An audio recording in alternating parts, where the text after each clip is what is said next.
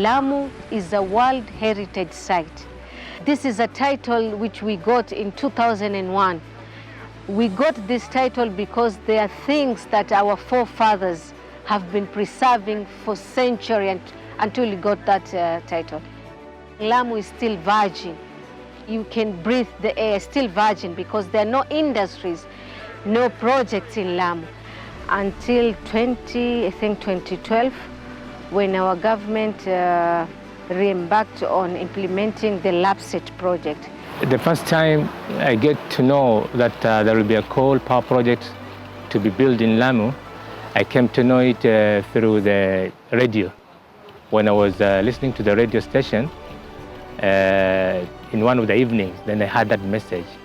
Immediately when I got the message, I tried to organize a meeting with our organization members to discuss about the news, and by good luck, even other members were aware of that news and were to discuss it. Then how comes the government has chosen Lamu to do this project?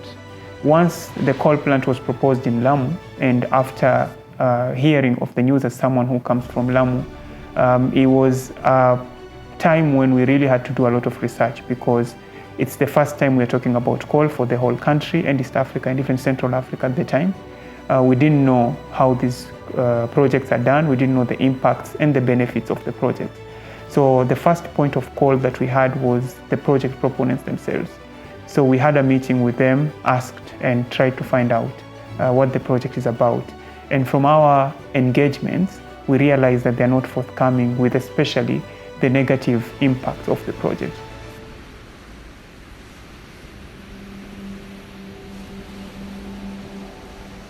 When they wanted to implement this project, they started at a very wrong foot, because they just went to that place and grabbed the land, and they chased away the people who were living there.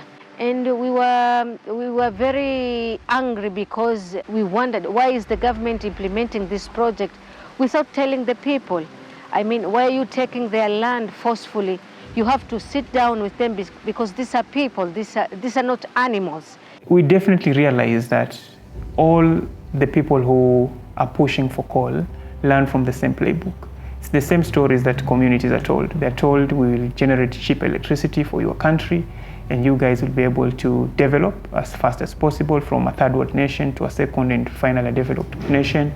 We're going to generate employment opportunities, and thousands and thousands of your unemployed youths are going to get employed and therefore be better off economically. There are about 6,000 plus fishermen that depend on that area for their daily livelihood. And these are 6,000 fishermen that most of them are married, they have families, they have kids, and their source of what they take at home every day to sustain their families, it's on the sea. And what happens if that sea is going to be impacted?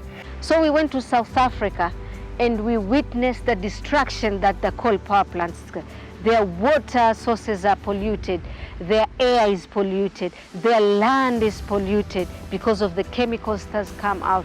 And one sad thing, they were saying that the place that they want to build the coal power plant, they will be dumping all the harmful materials into the sea. And the sea is the heart of Lamu people.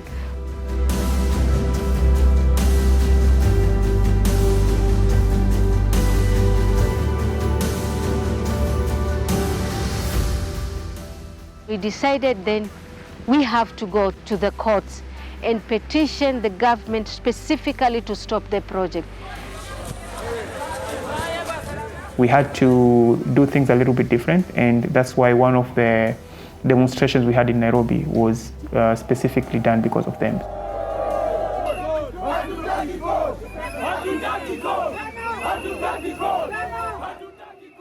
The voice of the women was very vital. Even in the petition, they wanted a voice of a woman, and I was chosen as one of them. I went in front of 5 environmental tribunal judges, and I told them the experience of LAPSET and the experience of South African women, the cry of the South African women, which we don't want to happen to the same to the Lamu women. Our case took like 6 years to be accomplished, And finally, then we won the case against the government. And to date, nothing has happened in reference to the coal power plant project in Lamu County.